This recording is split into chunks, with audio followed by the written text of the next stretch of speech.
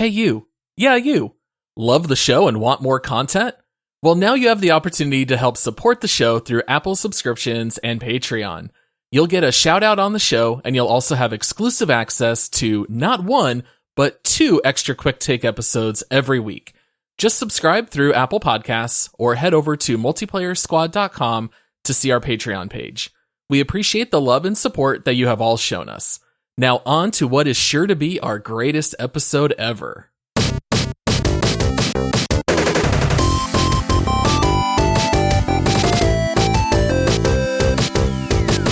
Hello, everyone, and welcome to the Multiplayer Gaming Podcast. If you are new to the show, what we do here is release 1-hour-long episodes on Mondays where we discuss a particular game or gaming topic, and half-hour episodes on Thursdays where we talk about gaming news.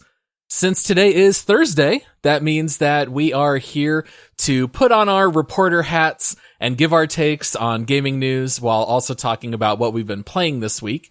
Make sure to head over to multiplayersquad.com where you can become a Patreon supporter, or you can subscribe in Apple Podcasts, which will help support the show, and it also gets you a couple of bonus quick take episodes every week. And also we wanted to ask you guys to join our free Discord server. There is a link in the episode description. And for anyone out there who's not familiar with Discord, it's just like a completely free, almost like an old school chat room where there's different channels where you can come meet me and Josh and other listeners of the show. There's also channels where you can pop in and do voice chatting and streaming and watch other players stream. It's really just a great way to socialize with other people who like the show. If you're not familiar with Discord, it's actually very user-friendly, so we would highly recommend that you guys come check it out and you can come hang out with us virtually. All right, before we jump into the episode, you guys need to know the players. My name is Paul, and I'm the host of the show. And then joining me, he's taking a break from zipping around the galaxy, looting and fighting his way among the stars. It's Josh. Hey, I got that reference, Paul. That was nice. That was a direct tie into what I've been playing this week. Yeah, so we always start off these episodes talking a little bit about what we've been playing. Josh, you've been doing some space combat. What you been playing, buddy? Oh man, I've been playing Everspace 2, which is it's in early access. Everspace is one of those games that not many people have heard of, but it is a phenomenal game. It's one of the most graphically amazing games out there too for being out in space. Like, it's just gorgeous. And I don't know anybody else that's played this game, which is a shame because it's actually a very, very well done space combat simulator. But I guess the first one was so popular. It was a roguelite type game though, which I know isn't everybody's cup of tea. So what they did is they took the bones of that game and they turned it into a full-fledged open world space RPG. Uh-huh. Which, I mean, you say those words together, I get excited real easy. And I've been putting off playing the early access. And then I was finally like, I need something to play, man. We just finished up our Stardew Valley Outer Wilds episode, which we were having to put time into. And so that kind of freed up a little bit of time. So I picked it up. I'm super impressed so far. This harkens back to the old Freelancer days, almost like X-Wing games in a sense, because the space combat's really good. I'm impressed, man. So I've been playing that a pretty good bit. Yeah, I was going to say, I've seen a lot of video over the last couple of years of the first and the second one, but I've never actually played it. Did you bust out your old flight stick that you were using for squadrons? No, because I returned that, Paul. Oh, did you really? We played squadrons that short that you're able to return your flight stick? We did, because I returned it on day 29 out of the 30-day return policy. Oh, nice. Which was great, because at that point we were done with squadrons and it was an $80 flight stick. So I was just hey, I got 1 day left. I'm taking this bad boy back. Quickly wiped off all of the palm grease off of the thing, made it, and then returned it, and they took it back, no questions asked, man, which was great. But no, this game, believe it or not, most space flying games do not seem like they would work very well with mouse and keyboard. But this game has it mastered, dude. I don't know what they do. but it's the most natural space flying combat mouse and keyboard game out there. Like, you can play with controller, and you can do a flight stick too, but it's really, really good, man. I'm only probably 5-6 hours into it, and I feel like it's just like any other open world RPG. It's starting to like open up, and my ship is starting to get cool new weapons and boosters and stuff like that too. So yeah, I've been pretty impressed with it, man.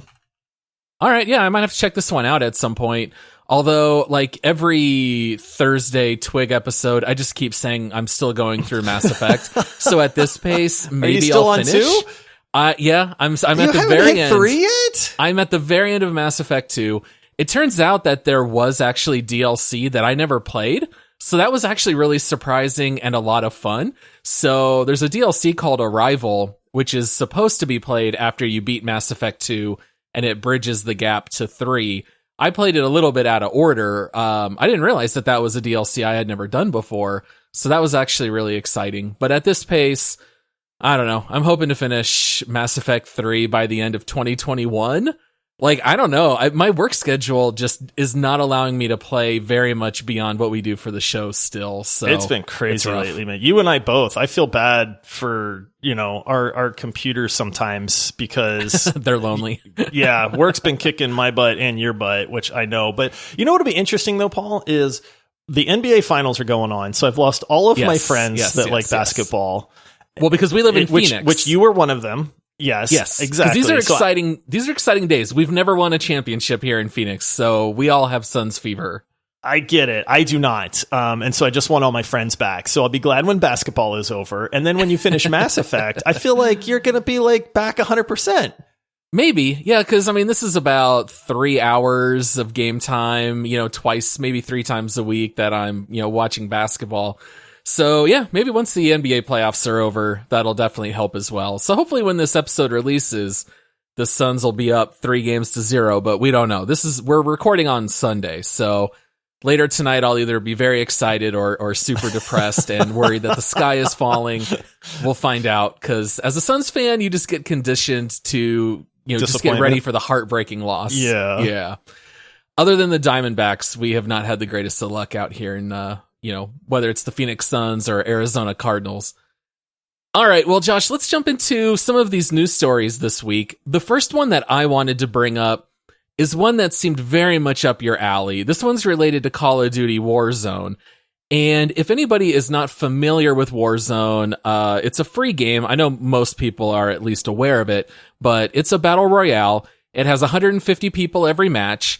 And the really cool thing that made Warzone stand apart as a battle royale is that if you die, you are not just immediately eliminated, but rather you get put into the Gulag, where you have to stand around and wait, and eventually you get matched up against another player who was defeated out on the battlefield, and you guys go 1v1 against each other, and whoever wins that match gets to parachute back into the battlefield.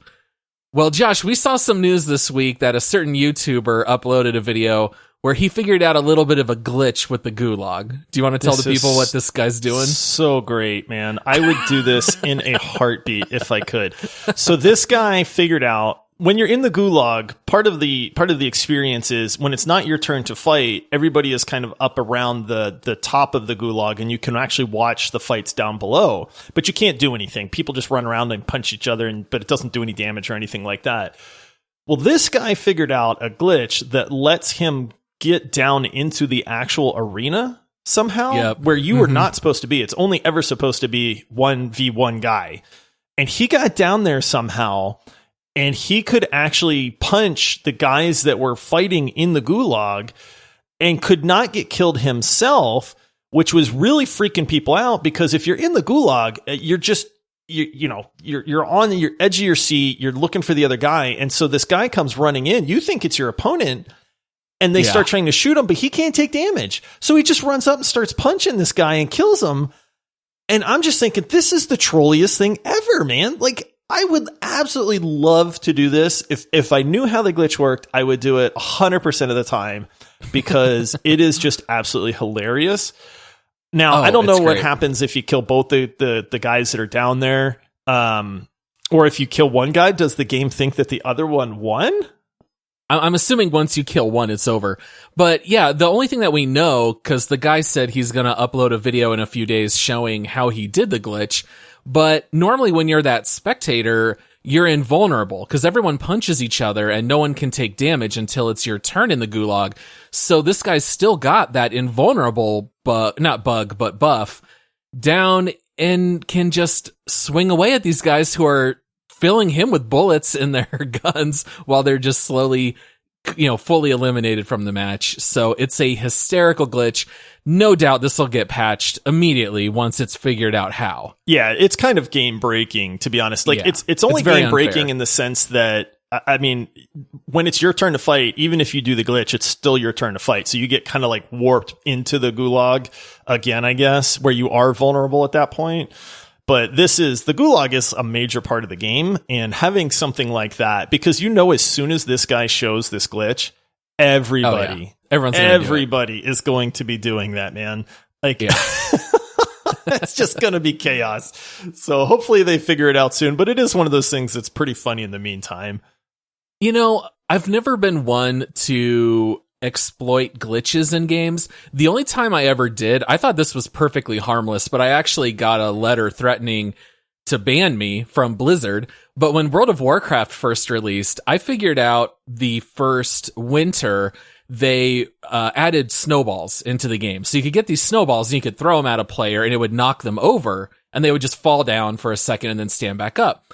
Well, I realized that as soon as someone got on a flight path to fly, which was always a couple minutes, if you chucked a snowball at them, the snowball would still keep tracking and fly after like the griffin through the air. And then it would hit them, the game would go to a black screen and then it would auto teleport you to your destination. And so I started, and I totally figured this out on my own with just me and my friends. And I started typing about it in the general chat. I was like, hey, if you guys want to like do your flight path quicker, 2 minutes worth of flying, just chuck a snowball at someone. And then like immediately like a GM contacted me and said, that's an exploit. If you talk about this again, we're going to, suspend or ban your account.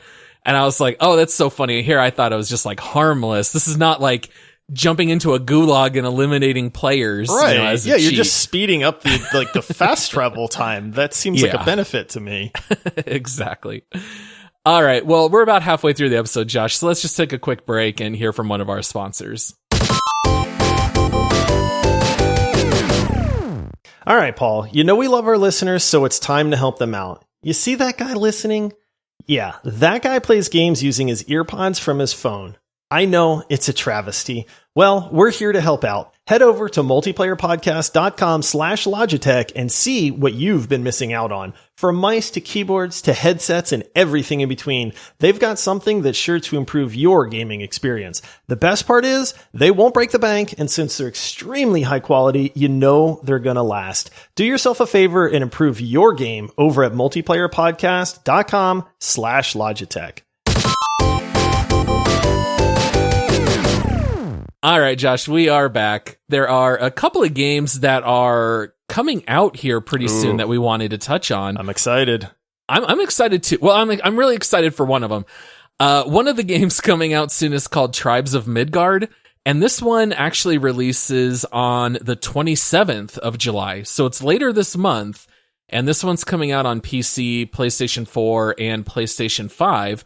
But I think the really cool thing about this game is that it's a 10-player co-op survival game, which we love being able to play games with large groups of people, especially with our Discord server. Yep. We love being able to host events. But do you want to talk a little bit about what this game looks like? Because this also includes like some Norse mythology stuff, which is right up your alley. Yeah, I love Norse mythology. And you talk about Midgard, all of a sudden you've got my attention right away.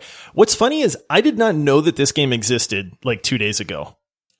Somebody in our Discord posted, we have like a room where you can post like game trailers, and somebody posted in there, and I was like, hey, what's this? Like, let me check it out. And I started watching it, and instantly I was like, ooh, like this game looks pretty good, man.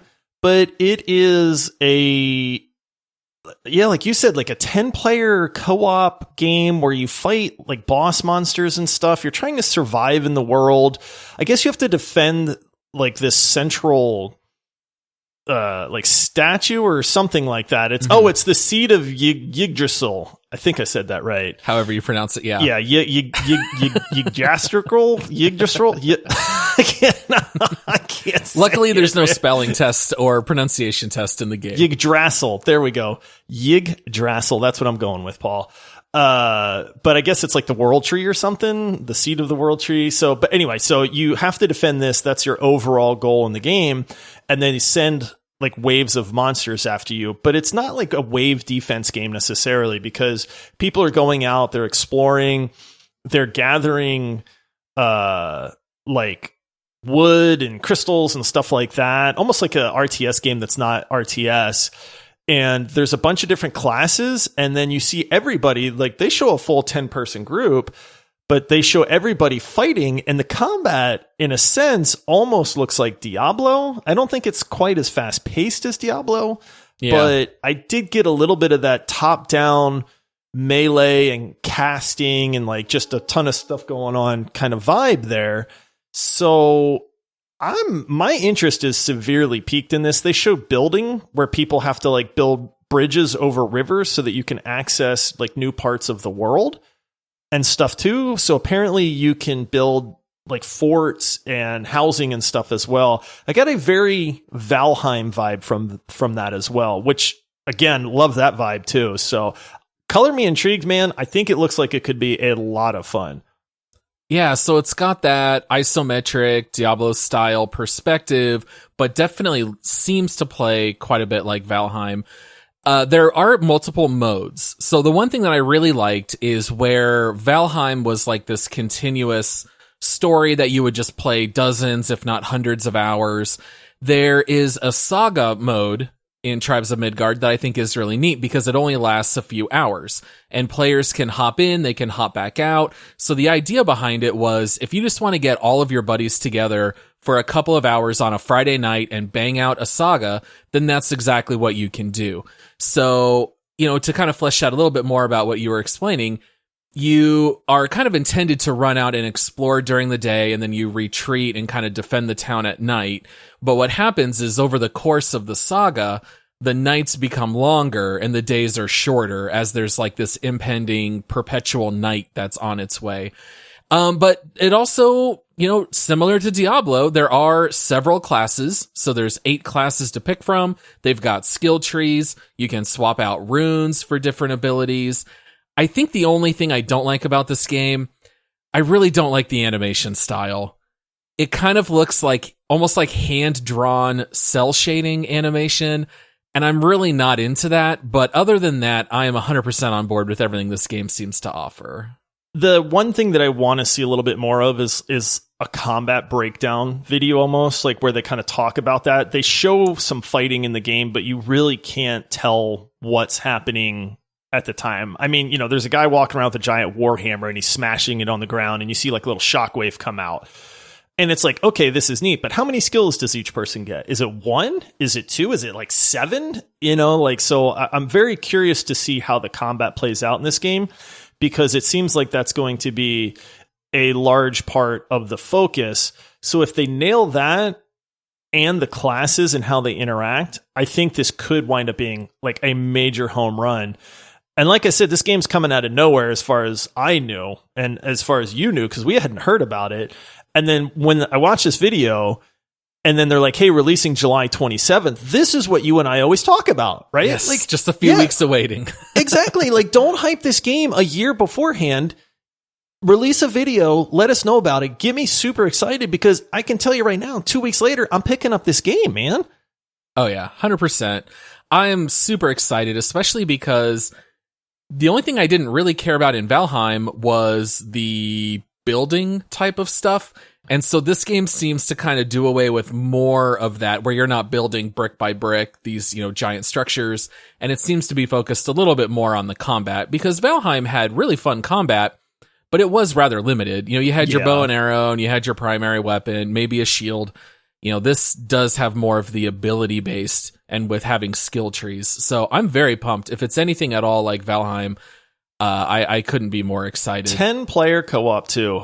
Thank you. Whoever this developer is, thank you. Because you and I play games together a lot, but we have a larger friend group of probably, 7 or 8 real life friends that, it's rare that everybody's on at one time, but if they are, it's like people are getting left out of whatever we're playing at that point. So to have a game that everybody can actually jump into is something that we haven't had in a really long time. And I'm really looking forward to that.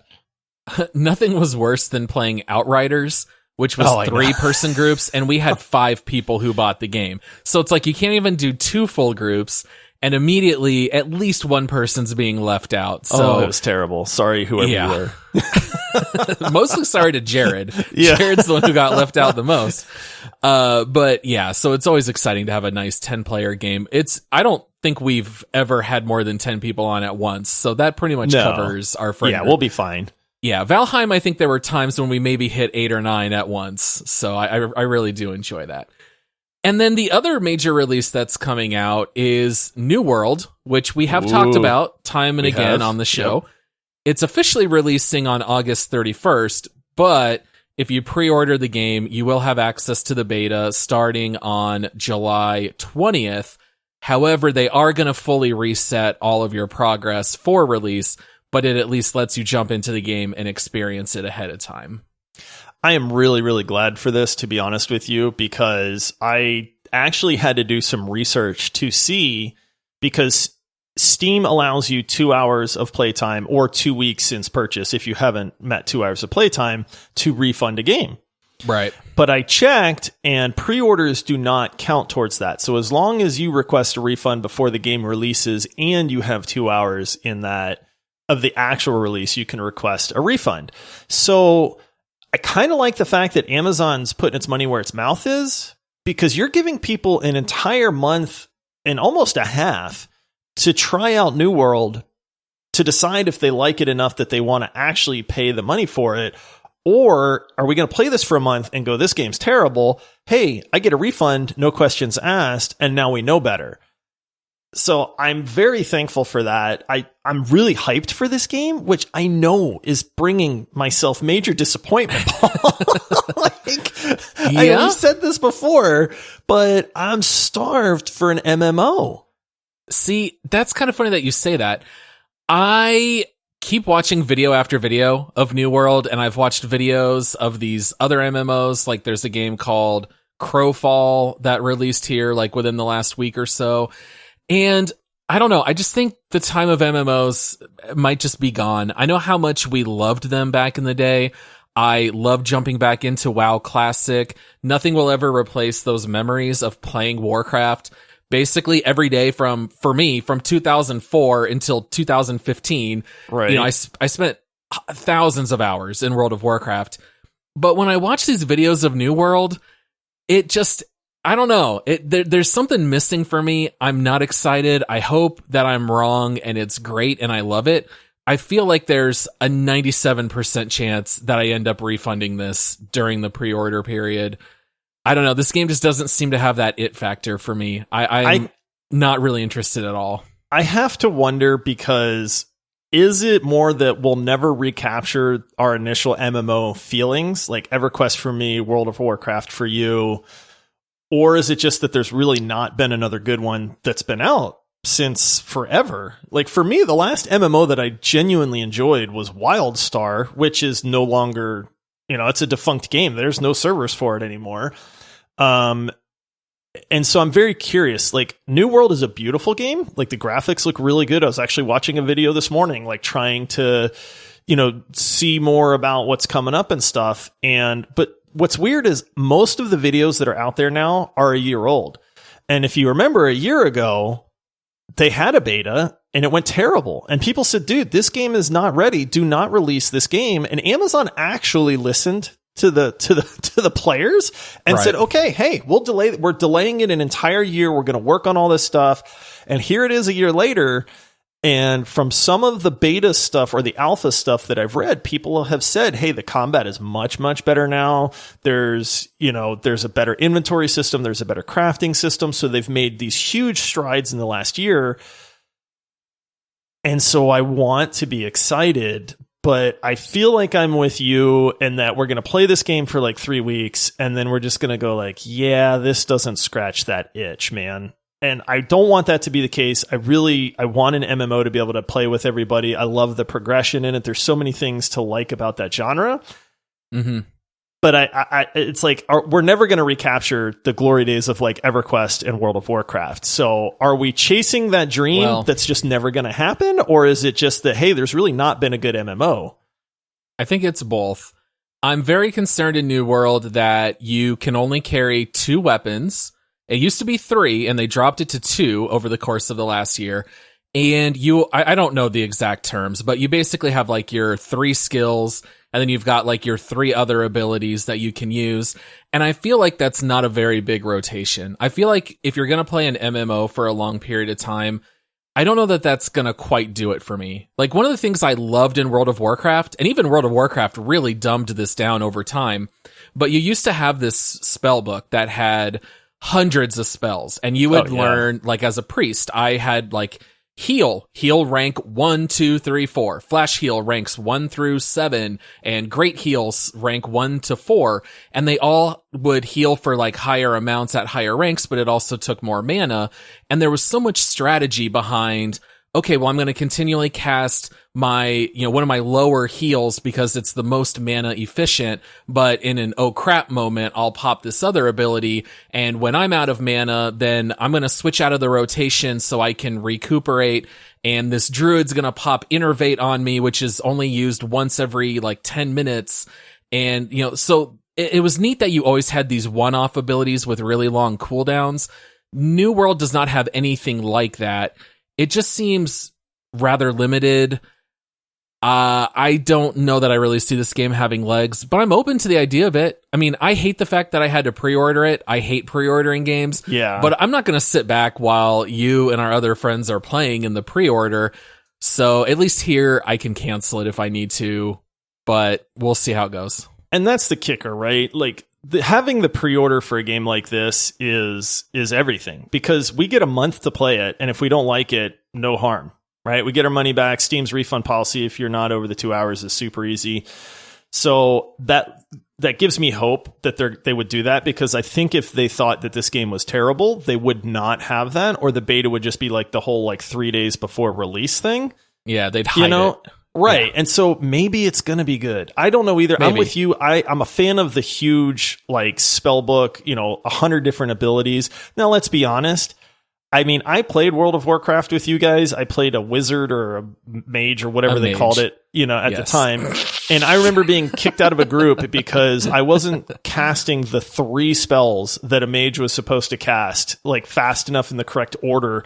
And there was all these DPS numbers and stuff, and they're like, your DPS sucks, your rotation's off, and I'm like, dude, I'm casting Fireball. What are you talking about, man? And so I'm not a fan of that. Like, to be honest with you, that is something that's all MMOs now. They're all reduced to calculators. I don't like that though. So I don't like when you either. talk about only having 6 abilities, like, on the one hand, that sounds terrible because everybody likes to have the builds, right? Like that theory crafting and how do I do this? But on the other hand, if I'm reduced to only casting 3 abilities in a specific order at very specific times to min-max my DPS, that's not fun for me.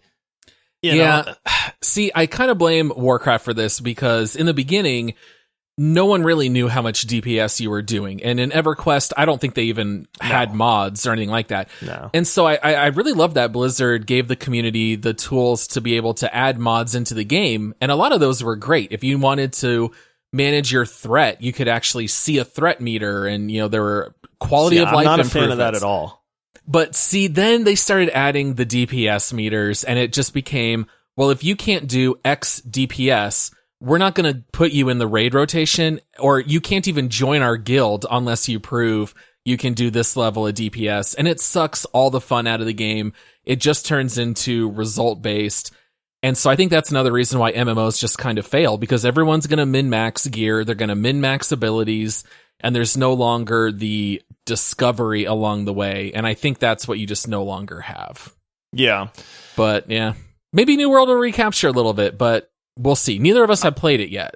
No. Our friend Andy played the last beta, and he was not impressed, but he wasn't depressed. Yeah. Either, I guess. He was on the wait and see train. Yeah. I mean, yeah, exactly. We'll see how it goes. It's coming out very soon, though, which is kind of nice. It will hopefully scratch that itch. I mean, we've kind of said, hey, if we can play this for a few months until Battlefield 2042 or some of the other games that are releasing in the fall, great. You know, if I can get a few months worth of entertainment out of a $40 MMO, I'm happy with that. Yeah, maybe it'll just be a stopgap until we have the next great thing. Yeah. All right. Well, that's actually the end of today's episode. Dang, so that was quick. It did really go by fast. We have so many stories that we did not touch on at all. But we will be back with our next full hour episode on Monday. Josh and I will be looking into potential topics for a bonus round episode. We do not yet know what we will be doing.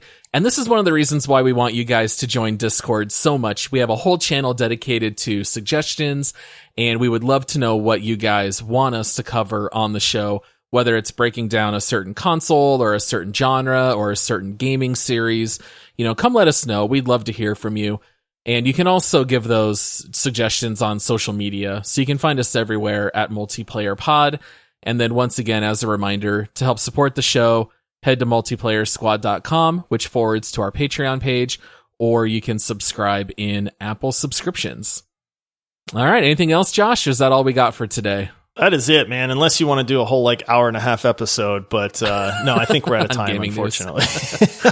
Yeah, as much as I would love to talk about Gollum and Razer and Zeus smart glasses, we'll have to put those on the chopping room or the chopping floor. The editing room floor? Chopping block? Yeah. The chopping block floor room thing. Nailed it. Got it. All right. See you guys on Monday. See you, everybody.